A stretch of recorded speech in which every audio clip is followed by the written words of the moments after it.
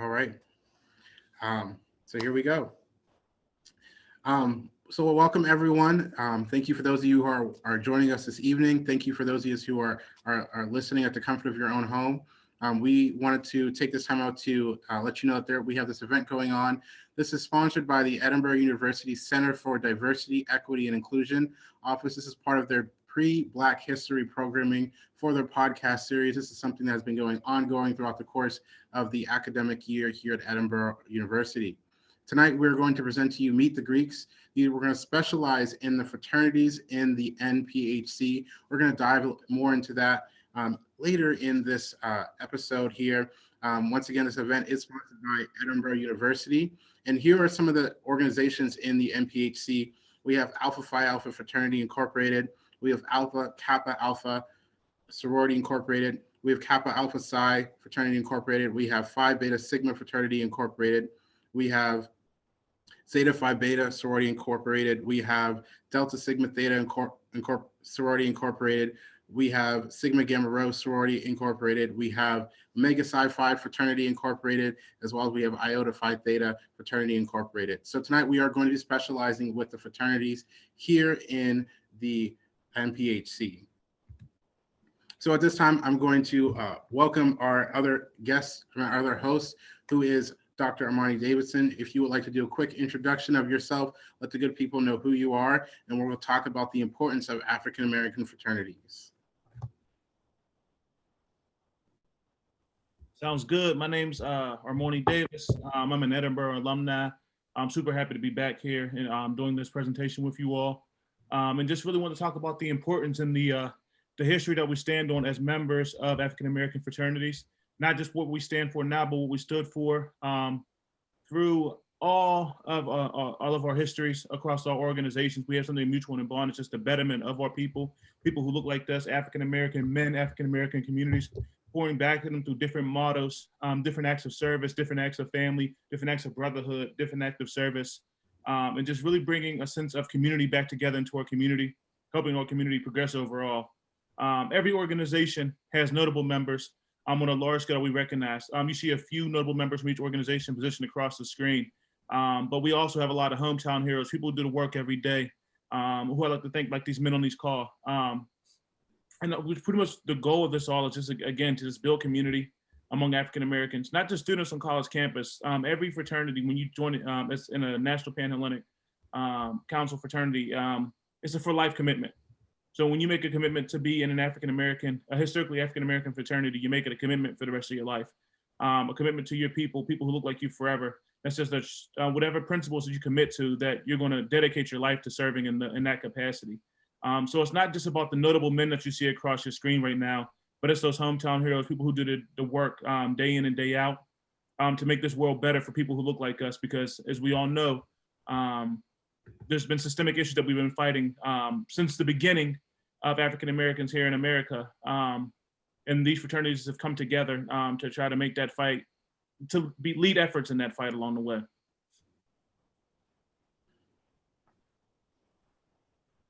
Thank you very much for that lovely addition. And I completely agree with you as well. It's about those hometown heroes. We understand the legacy of each organization. Each organization has many members that have impacted history in many different fields and many different stances throughout the course of their founding years. And we recognize that not only has each individual organization, fraternity and sorority, but also just these organizations, they come together. There are times when we come together so we can stand up for our people as well as people, because the goal of most of these organizations is to uplift humanity, and to have different community service events that give back to the people. As we go on to our next slide here, I just wanted to let the good people out there listening to know the difference between IFC and NPHC, as well as different organizations that the Divine Nine are under. So let's dive into the National Pan-Hellenic Council first. This organization was founded in 1902. This is an organization that has 26 national women's sororities throughout the United States and Canada. The organizations that are part of this are not associated with the Divine Nine, which we will go into shortly. Next, we have the Interfraternal Council. This was founded in 1909. This is an organization that covers 75 different fraternities throughout the continent of North America.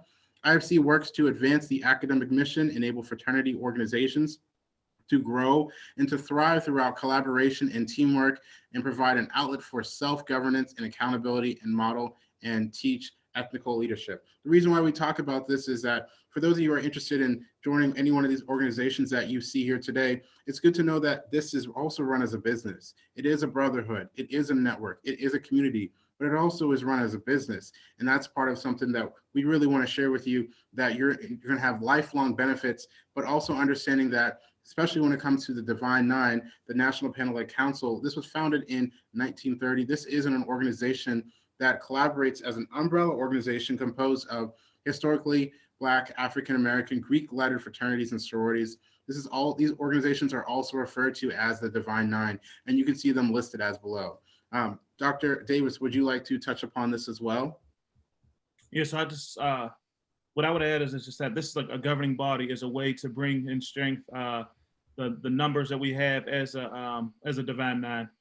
So if you look around the Pan-Hellenic Council and a lot of white Greek letter fraternities and sororities, there's a lot of quantity, but the Divine Nine emphasizes quality of membership, quality candidates, people who are willing to make their lifelong commitment to the organizations. And through that, we may not have 100 members running across the campus, but our impact is going to be twice as strong because we know what we bring to the table with each individual member. So to make our impact a little bit stronger, the Divine Nine comes together, and it's a governing body that sits over campuses that allows us to work together in unity to make our campus better, or to make our communities better, to make the country better, the nation, wherever we're serving better, through unity and purpose. So the National Pan-Hellenic Council brings us all together. The governing body consists of all nine organizations as members of the Divine Nine, and this allows us to showcase our strength in numbers when at times we may not have all those numbers. Thank you very much for that addition. As we go on to our next slide, for those of you, whether you're listening at home, whether you're joining us in our Zoom chat here tonight, this evening, please feel free to ask questions. We want to keep the chat open for any kind of questions that we would like, that we could potentially answer as well. So the next question I just want to ask, and have this like be like kind of just breaking down these stereotypes: are historically Black organizations interracial? The answer is yes. Each organization has become interracial over the different course of these years, as well as the organization's roots are historically Black, but they do have a collective member of different cultures, of different ethnic backgrounds. I didn't want to state out, just due to our, we're talking about inclusion and we are talking about equity, that there are also organizations outside of the Divine Nine that have Latin American, that are specifically Latin American, Jewish, and Asian fraternities and sororities. I also just want to mention that we have in our bottom left-hand corner, we have Pi Iota Alpha, which is a historically Latin American organization. We have Pi Delta Psi, which is a historically Asian American fraternity. And then we have Alpha Epsilon Pi, which is a historically Jewish fraternity. So that outside of the Divine Nine, we also have these other inclusive organizations as well. But just getting back to the importance of these organizations, when African Americans would go off to college, they did not have a collective or safe space to be one with each other. And they were they were oftentimes excluded from joining any kind of Greek organizations due to the racial barriers at the time. A lot of these organizations were founded in the early parts of the 1900s. And how race was handled and viewed differently is a lot differently to how it is viewed now. So like I stated earlier in this slide, each organization has become interracial throughout the course of the years. So outside of this meeting, I'm a teacher, so my teacher side of me came out, and I just wanted to break down some of the historically Black organization terminology and the vocabulary terms that you might hear different members tonight say or use or do.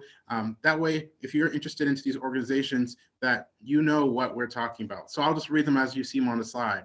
So we have an active member. This is an undergraduate member who has been initiated by their chapter, pay local dues and national dues, maintains the GPA requirements, and serves on their chapter's active roster. Calls: this is a unique vocal expression attributed to each organization. Crossing. This is a term used by NPHC groups to indicate that a new member has been fully initiated into that respective group or organization. Frat, the term used by one brother to another brother in a fraternity to refer to another brother in the same fraternity. Intake or membership intake. This is a term used to bring new members into an organization. Each NPHC group determines when they will conduct intake or membership intake. A legacy, an in-house family member who crosses an organization that you choose to enter. Line, individuals going through the membership intake process together. Signs, a unique display of expressions expressed by hand symbols. Each organization has a different hand symbol. Yard, a term used by NPHC groups to indicate the campus. Before we go on, when we're looking at some of these terms, as we use them, as we're going to start introducing our representatives from each organization, I just wanted to let everyone know, just out of courtesy, for those of you who are joining us tonight, that we ask that if you do see any organization throwing up a hand sign, to try not to repeat it, because it's a part of the legacy, it's a part of the importance of each organization. All right, so at this time, we're going to have a quick brief history about each organization. After, we're going to have a Q&A for the members of these different organizations. And we're going to, and I, the host, and Dr. Davis, the host, we want the members of each organization, if you could present the following. Could you talk about the founder's date, the colors, and the mission statement or motto? We're going to go by historical order by founding year. So at this time, I'm going to pass it over to Brother Amani Farmer from Slippery Rock University. If you could introduce yourself, what are you studying, what year of school that you are, and talk a little bit about the organization. So Alpha Phi Alpha Fraternity Incorporated is the first historically Black fraternity organization. Brother Farmer, you can take it away. Aaron, if I can interrupt, can I also ask him to talk about why he chose Alpha Phi Alpha Fraternity Incorporated? Yes, of course. Mm-hmm. Hello, everyone. For those of you who do not know, my name is Amani Farmer. I am a student at Slippery Rock University, a graduate student now. I crossed in the fall of 18 into Alpha Phi Alpha Fraternity Incorporated. So as you see on the screen, the founding date for Alpha Phi Alpha Fraternity Incorporated is December 4th, 1906. Our organization colors is black and old gold, and our fraternity motto is, first of all, service of all, we shall transcend all. One of the reasons that I joined Alpha Phi Alpha Fraternity Incorporated was the motto specifically, as well as the mission statement. It really resonated with me and who I want to be as an individual, and who I was developing myself to become in my college career. So I was more influenced by what I had to see and what I read about Alpha. Thank you, Brother Farmer, for that introduction about Alpha Phi Alpha Fraternity Incorporated. At this time, I'm going to pass it over to Tyreek. You can please talk about your organization and tell us, why did you join your respective organization? Thank you very much. As you can see, our founding date was January 5th, 1911. We were founded on the campus of Indiana University, Bloomington, Indiana. Our colors are crimson and cream. Typically, you might see red and white, but it's crimson and cream. Our fraternity motto is achievement in every field of human endeavor. The reason that I chose Kappa Alpha Psi Fraternity Incorporated personally, growing up, there was a lot of men. I was very active in sports. There were a lot of men active in my life. I grew up in a single parent home. My mom was a single mother. So a lot of men in my sports leagues, coaches, all different types of areas helped me out, take me to practice, all these good things. And as soon as I got older, I started to realize those men were brothers of Kappa Alpha Psi Fraternity.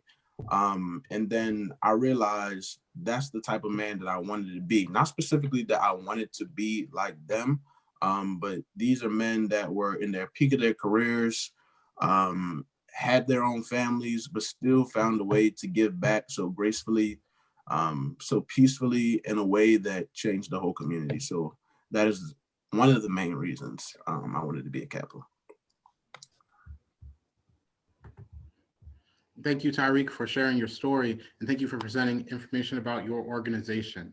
Thank you very much. All right, at this time, I'm going to pass it over to Dr. Davis to talk about Omega Psi Phi Fraternity Incorporated. Thank you. I want to preface with everything that I say is that I'm not a member of Omega Psi Phi Fraternity Incorporated, but I have a great deal of respect for the organization. My mentor is actually a member of Omega Psi Phi Fraternity Incorporated. The strong presence in the city of Pittsburgh, strong presence in the community. The men of Omega Psi Phi Fraternity Incorporated were founded at Howard University on November 17, 1911.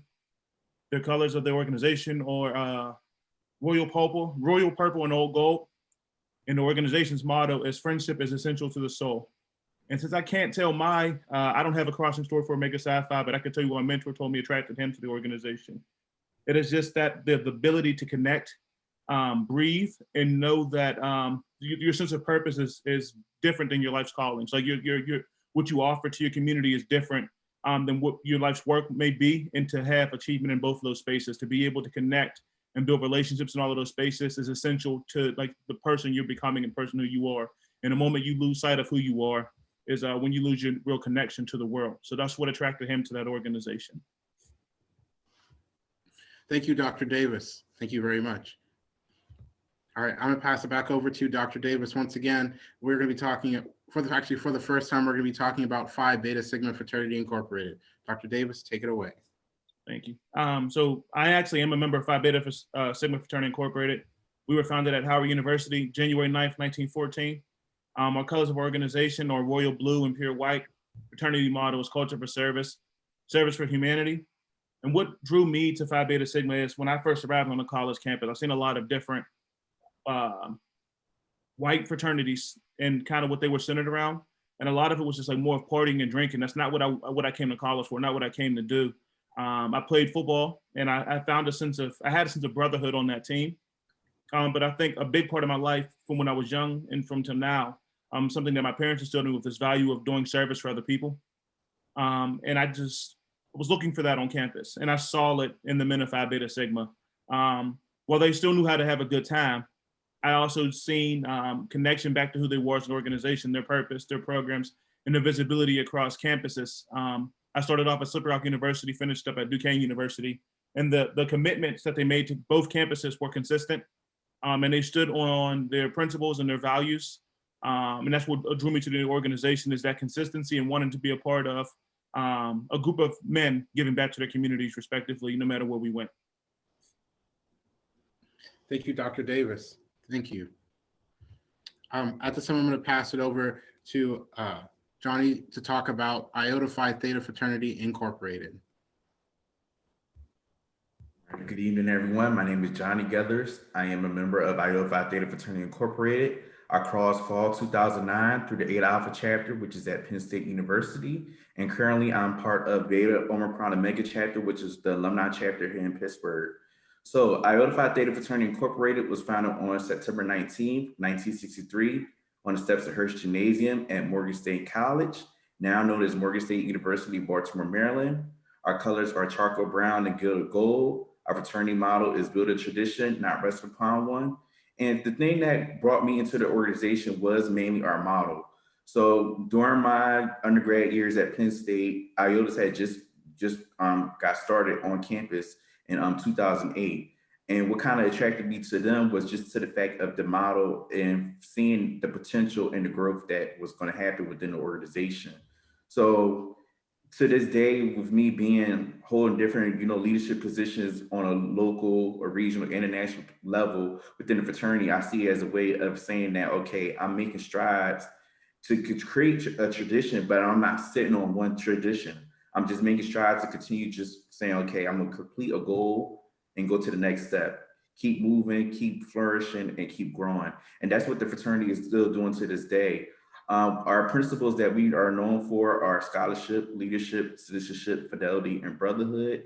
And also within the organization, we have different national initiatives that we mainly hold true to our heart, such as All of Us, St. Jude, and a big one that I mainly helped co-found it, which is much more than a hashtag, which is a collaborative initiative with Sigma Gamma Rho Sorority Incorporated, where we educate the community on voter registration, citizen review board, jury selection, homeownership, and property taxes. Thank you very much, Mr. Gathers. Thank you very much. So as we go on to our next part of our presentation here tonight, you'll notice that each representative of their organization, there's a different reason why we all join, but we're called to join to that specific organization. So as you are listening, and whether you're at home or you're joining us here tonight on our Zoom, if any of these words speak to you, there will be a time when we will put the contact information for each representative from each organization in the chat. Reach out to them, start having those discussions. Do your research as well, because if you feel called to that organization, take that first step, reach out, because it will change your life, ladies and gentlemen. It truly will. So at this point in time, we're going to go to our discussion panel. It will be a Q&A. The next set of questions will be directed to you all who are joining us here today from the different representations of each organizations. You'll see the questions appear on the screen. We'll take 2 to 3 answers per question. So this is more of a discussion about these different questions. So here is our first question. What advice would you what advice would you give an individual who wants to join an organization? So at this time, if someone would like to come off their microphone, mic, you can just let me know, or you can send me a message in the chat as well. Well, I could start it off. The first advice I would give to an individual that wants to join an organization is to do their research.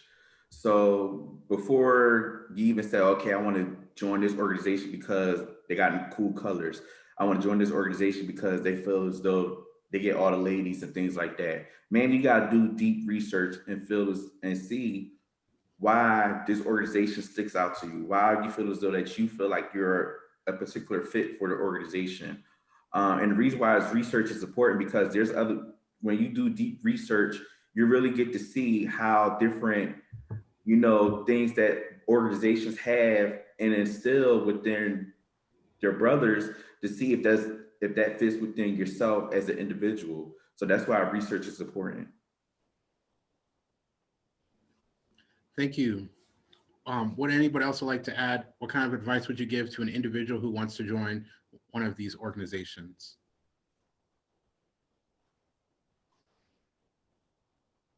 I'll give my little tit for tat.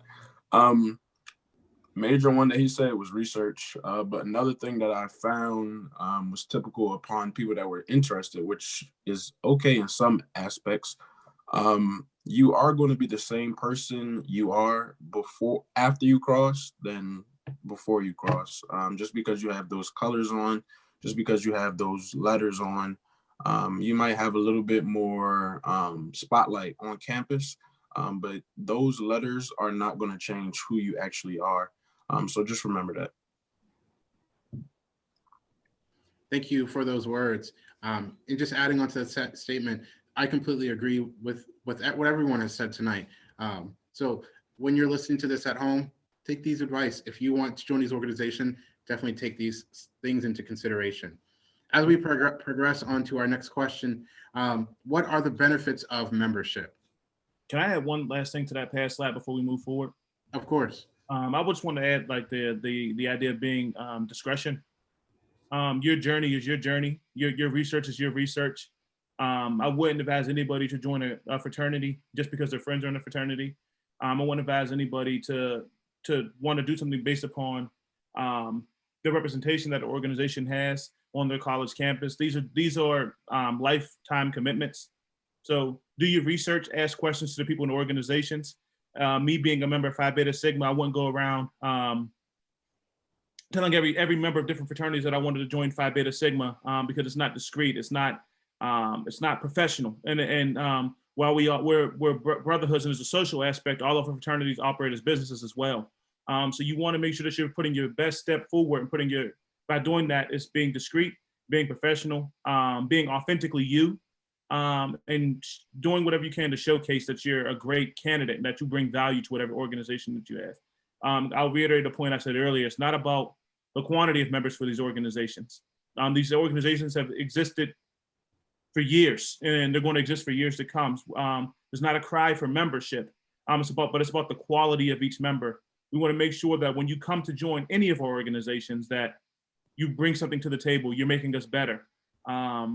Because we need the best people to make our communities better. Thank you once again, Dr. Davis. Thank you very much. All right, as we progress on to our next slide, what are the benefits of membership? I'll go ahead and answer this question. One benefit that I want to highlight is the connections and experiences that you get. Like once you join, like you get to meet several different types of people from all the way around the world, and just have those different types of experiences. So just be open-minded to that part of membership. Thank you. I agree with that as well, especially with the networking and the connection piece. I'll speak on it in terms of my experience with Iota. So with my organization being the youngest, Black Greek fraternity organization, there we still have living founders. So a main benefit within being a brother is that I'm able to, introduce and network and fellowship with my founders and such. And also with fellowship with my founders, that's basically a big, onset to say that you get to learn more about the history of your organization, and then also get feedback of their experiences of what they went through when they became brothers or when they actually founded the organization. And just to be able to, put that to heart and take that to heed to say that I was able to talk to one of my founders to learn more about my organization, and also have that connection that I could instill to my heart forever. And, that could carry out to you as long as you go. I'm the oldest brother here, and I pledged in 1977, December 10th, and crossed at 1:01 a.m. So I have the longest level of years of experience, and this is one thing I can say about the MPHC. I've known, I went to a campus that had lots of African-American people. We had 1,800 African-American people on a predominantly white campus, and we were very close. As I got older through the years, I didn't really think about it till this last couple of years. My first few jobs, and my first few professional jobs, all came from the connections I made, not just with my fraternity, but with the other organizations I belong to. One of my first jobs, I worked on an Air Force base, and that the gentleman who hired me there was a Kappa for a summer job during school. I had Deltas who walked me into social work, and the AKA who walked me into higher education. And then over the years, as I grew in experience and learned more, that's how I met these outstanding young men who are in this video, and that's how I met a lot of my favorite colleagues along the way. Two of the people that inspired me, three of the people who inspired me in my work. We have a large foothold in the world of chief diversity officers. Dr. Damon Williams wrote the book, The Chief Diversity Officer. Clyde Pickett, who is Dr. Clyde Pickett, who is a member of Kappa Alpha Psi, wrote a book about community college education. My good friend James Felton, who's working on his doctorate, is a major chief diversity officer. And then also in what is so impactful about our experience, as we learn more about each other, we also learn an appreciation for everybody else. So amongst Latino fraternities and sororities, Dr. Michael Benitez and his wife, who is a Zeta, they've given me guidance along the way too. It's a lifelong connection, but the lifelong connection keeps growing and growing and growing. And I'll be 62 in 24 days. So at 62, I have looked back on my career, and I know that's what helped me make it, was to recognize those connections, honor those connections, and understand the value of what we all bring to the community. Thank you, Brother Mitchell, for that. I also just wanted to add one more sentiment before we go on, is just kind of touching upon what everyone said. It's just the idea of when you join these organizations, you're exposed to other people who are part of these Divine Nine organizations, and you realize that some people might be a little bit closer than you think. I actually had the privilege to Zoom with a past teacher of mine that I had in high school. And she told me that she was an AKA. And now that after I joined Alpha Phi Alpha Fraternity Incorporated, and I learned about the AKAs and I was around the AKAs, everything that I learned about them and what their organization stands for, I saw in her. And she even told me that she joined that organization because it reflected who she was as a person. So the idea that she joined it because she saw who she was into the organization, it did not change who she was, but it was just the idea of just seeing those similarities and knowing that sometimes these organizations they hit close to home. Just being around such a legacy. I mean, even right now, we have our first African-American vice president, Kamala Harris. She's also an AKA. Seeing the legacy being played out constantly, day after day, year after year. We are going to progress to our next question here. Thank you, gentlemen, for your answers. Can I throw forth one last thing for that slat? Yes. I think the one thing that I really want to showcase as the benefit of membership is the professional development side of it. Yes. So every couple of years, every fraternity has what is referred to as like a conclave where we meet brothers from all around the world who are maybe within your field, a field you want to enter into, who have years and years of wisdom. So we might be seeing some of the younger brothers on this call, but that's a place where we get to go and network with brothers who are Dr. Mitchell's age and get the wisdom and experience that they've gained over the years poured into us. Really share business, not just the business of fraternity, but the business of life. The best networking techniques, different conferences, professional development seminars that really pour back into who we want to be and grow as person.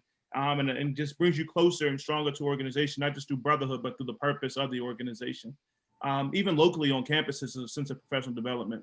I stutter, have a very bad stutter at times. One of the things that my fraternity made me do and got me in the habit of doing was public speaking. It was embarrassing at first getting in front of people, trying to lead an event, talking about these initiatives and ways that we want to give back to the community with a stutter. But in place of that stutter, getting into that space made it less and less active in the way I speak and when I deliver messages.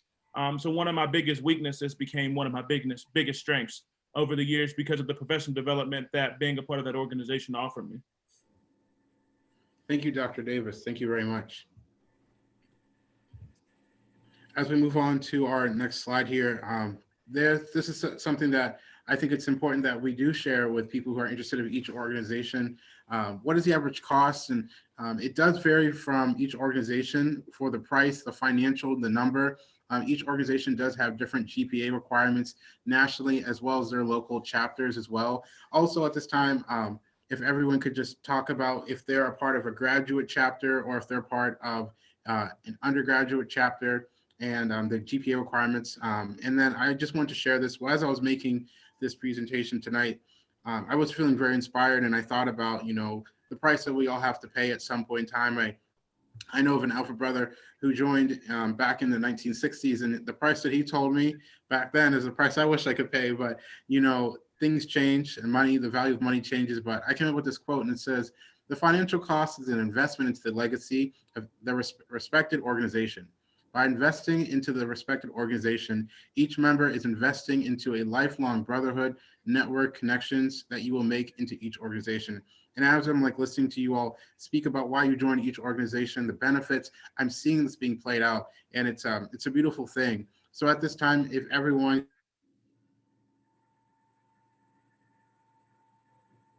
Where'd you go? What happened? I think Aaron might have lost connection there, but I can pick up where he left off. So if we could go around, talk about the initial requirements that you have to join your organization. If you have insight to what the undergraduate price may be for joining your organization, if you could share that, and just talk about what you're looking for in a respective member. So Mr. Foreman, if we could start with you and just have you kick things off here, and just tell us, what you're looking for prospective members and those initial requirements you're looking for.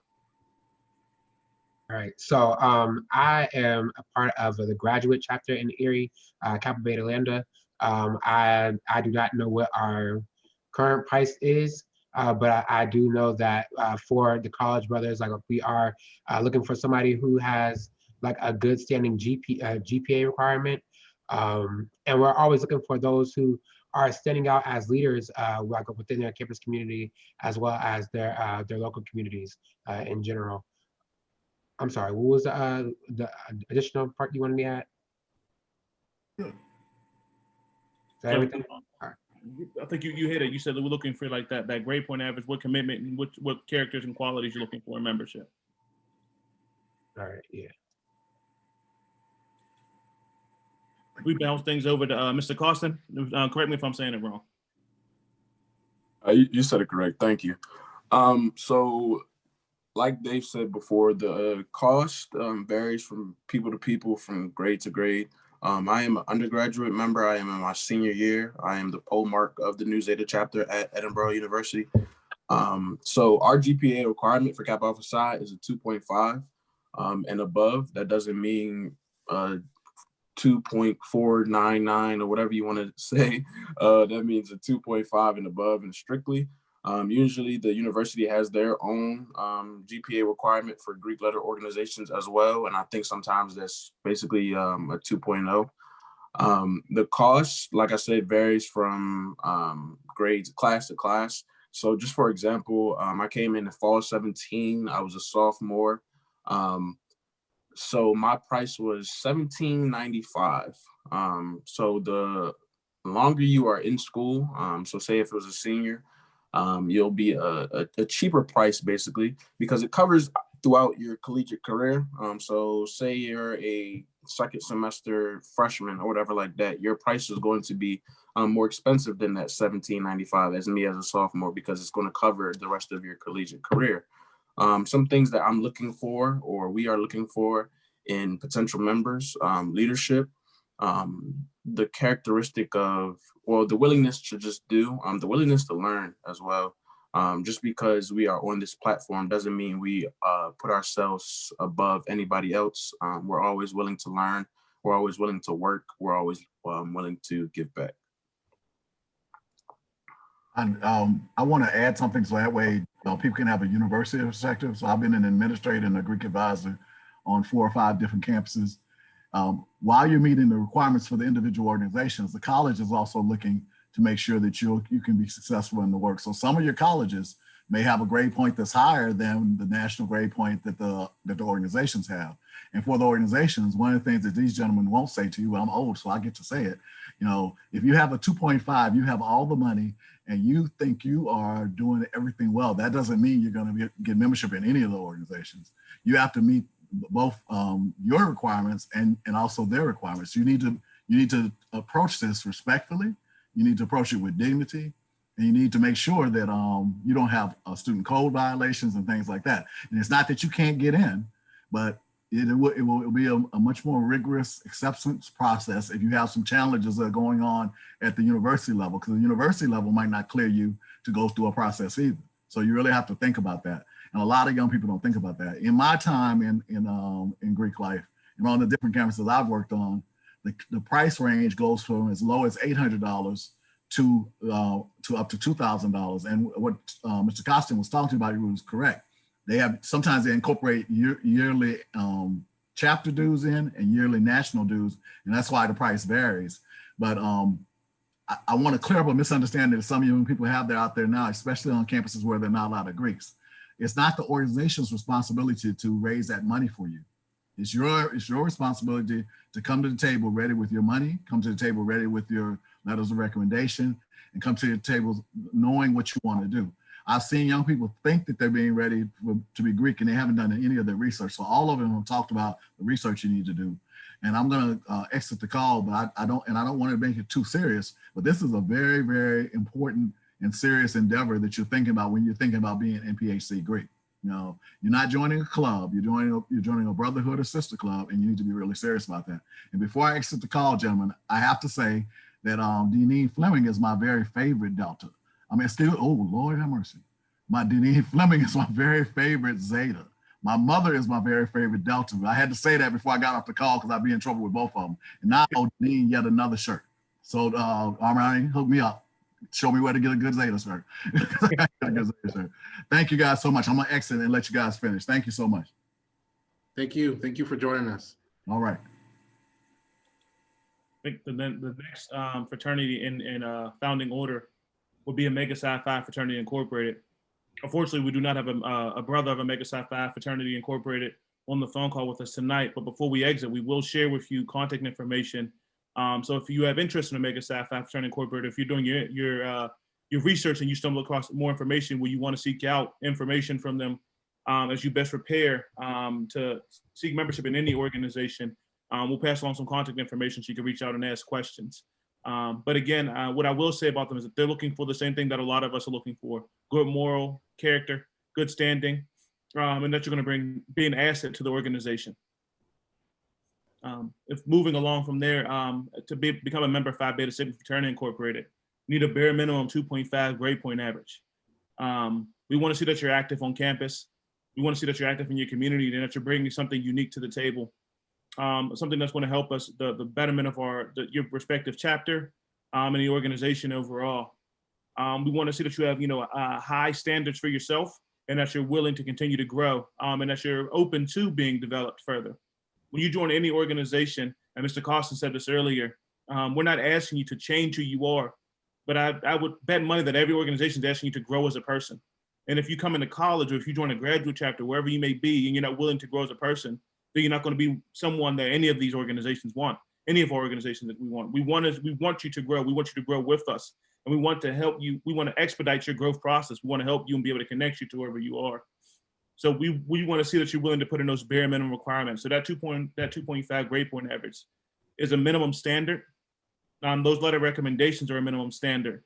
But we also want you to be able to showcase something that's not on an application, but it's what most people are going to be looking for when you're interviewed, is what makes you unique, what makes you valuable, and what makes you attractive. Well, we would want you to be a membership of this these organizations that just stand on the shoulders of so many great legends. And then with that, I'll pass it off to Mr. Gathers to talk about Iota Phi Theta Fraternity Incorporated. All right, in terms of pricing, like everyone said, it does varies between undergrad and graduate members. In terms of the GPA requirement, the GPA requirement to join Iota is 2.5. And as the other brothers did state, that other schools do have a requirement where you have to make a particular GPA to get to an organization, but mainly our organization is a 2.5. Along with that, we do look for brothers that stand out within leadership, do a lot of community service, and just also a person that's willing to just make a change and do the work and are ready to put in the work when they join an organization. So we don't want to typically get a particular person that just want to join an organization just because they want to have the letters on their chest. We want brothers to be able to just do what they want to, do what they have to do in terms of leading up to the legacy and the principles of the fraternity. Also, I noticed that in the chat, it was a question about the difference between graduate brothers and if you have to join a graduate school to become, a grad brother. So there's two ways for to become a graduate brother within the organization. So the first way to become a graduate brother within an organization is if you're a brother that's already in an organization and you're getting ready to graduate and transition on from your undergrad chapter to go into a graduate chapter, that's the easiest way. You just transition on to the alumni status. Now, if you're an individual that is interested in joining an organization, even though you graduated from undergrad, you can still join that organization. You don't have to go to grad school just become, join an organization on an alumni status level. The main thing that you have to do if you want to become a brother and on an alumni status level is you just have to have a bachelor's degree or an associate's degree to join on alumni status. Thank you very much, everyone, for talking about what you're looking for in prospective members as well as the costs. I also just wanted to put this out there just as a general statement for those of you who are when you do your research and you're looking at the cost of each organization. I'm just going to be very just open and honest. Do not pick the organization just because of what costs the less or what you can afford. Ask for help. That was one thing that I learned through saving up my money to be a part of Phi Fraternity Incorporated. I had to humble myself. I asked for help. There are people who, if you do ask, tell them that this is something that you're interested in, like a family member or even like even a mentor or someone that you're very close with in college. They will give you help. It's even like brothers in each respective organization. They tell you right away that you're not alone in this, and don't let the price stop you. So once again, don't pick the organization just because this or that organization is the cheapest or that's what I can afford.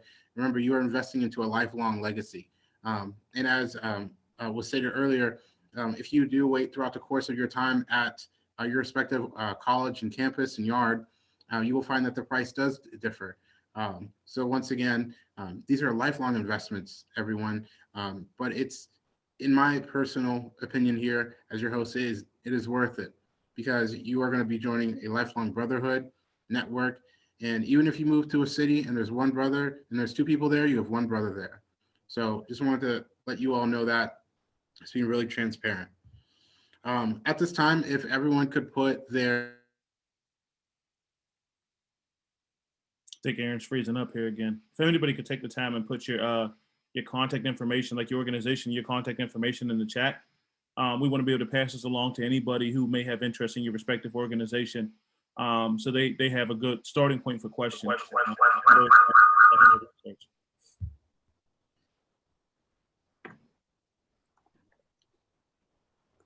Sorry about that. Go ahead, Dr. Davis. I said it out. I told them already that everybody you could just type it right in the chat. And then Aaron, if we could take the information from the chat and put it on a slide. I don't know if the chat's recorded in the Zoom session, but we could throw it on like one blank slide at the end, that people who are watching it can log on and figure out if they want information for any particular organization, who to contact and where to contact, just in case the chat doesn't pop up in our Zoom recording. Yes, I'll put that in there, and I'll make a special slide for that as well. Also, reach out to each member of the organization. Remember, like, discretion is key when you're doing these. So if you do reach out to 2 different members from 2 different organizations, it's better just to keep those contacts and information between those 2 individuals. They're not saying like, hey, I'm thinking about that one, or hey, I'm thinking about that one. Discretion is key, and also just respecting the privacy of each organization. If they do tell you information, they're trusting you that you'll keep it. All right, so become part of a legacy and start this legacy within your future family. It's a beautiful thing to know that when your son and or daughter, when they go to college, that they'll be a part of this. And this is not even just for the fraternities, but for everything in the D9. Like, become a part of this legacy. As I see this information is being put here in the chat, I will put this into our in a separate slide, so that way, for those of you who are viewing this, you will be able to learn more about the contact information and reach out to those people in the respective organization. All right, at this time, I just want to say some closing statements here, and just there'll be a time I'll just let everyone just give a final piece of advice. So first of all, I just want to say thank you to Edinboro University. I'm a proud Edinboro University alum, graduated with my bachelor's in 2016 and my master's in spring of 2018. I also just want to say thank you to Edinboro University's Diversity, Equity, and Inclusion Office for putting this on a part of their Pre-Black History Month series, as well as their ongoing diversity podcasts. If anybody has any questions about this, you can always reach out to Dr. Terrence Mitchell. He is the Chief Diversity and Inclusion Officer at Edinboro University. His email is there below, as well as thank you, Dr. Terrence Mitchell, for hosting this event. As members of the organization, we're constantly striving to continue to build the legacy that we see, and we were looking for quality. Thank you to Dr. Armani Davis, the lecturer at Indiana University of Pennsylvania. Thank you very much. And thank you to each one of the representatives tonight here at from your respective organization. And thank you to the students who participated in today's event. So once again, the contact information will be posted here in a slide. And to the people who are joining us here tonight, do you have any final pieces of advice?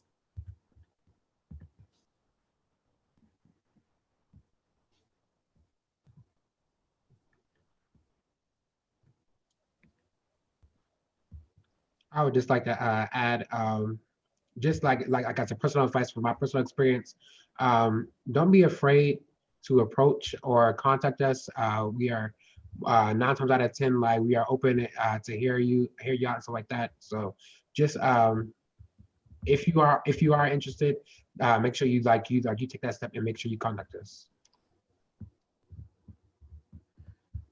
I'll say don't be afraid to ask questions, and then also, once you get your research and after you get the questions that you ask answered, follow your heart.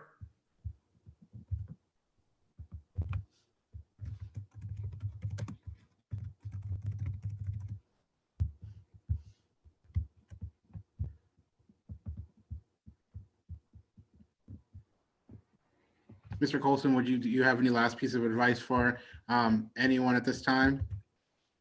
Last thing, just do your research. You don't want to go into a job interview and know anything about the job. Not to say this is specifically a job, but do your research, know a little bit about each organization that you might be interested in, because you never know what they might come back and ask. What do you know? If you go in there and say, I don't know anything, how are you interested in something that you don't know anything about? So that's just the main thing for me. All right, thank you very much, everyone. I'm going to put the contact information up here in a short second. But thank you, gentlemen, for joining us tonight. We appreciate it. And thank you. I know we all have our own professional lives. I know some of us are still students in school. Some of us are coming from long work days, but this is part of the work of the organization. This is part of what we do, just trying to uplift the light that we want to see in the world. So thank you, gentlemen. As you're on your way out, I'll post the contact information up and let this play for just a couple minutes, so that way when people are at home and they're watching, they can get in contact with you all.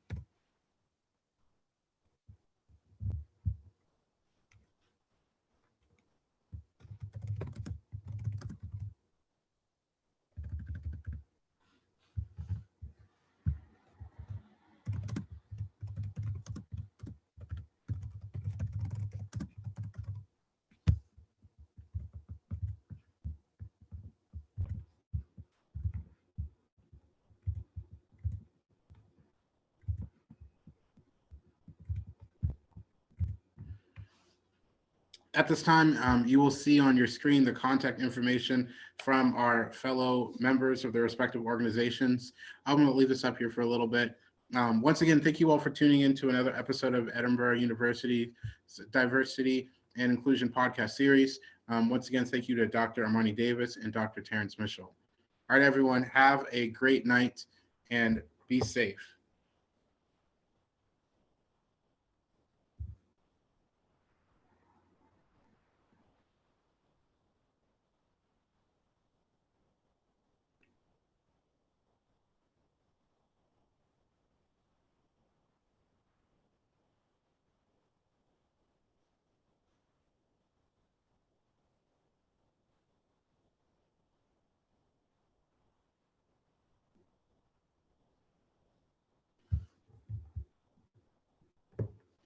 All right, everyone, have a fantastic night.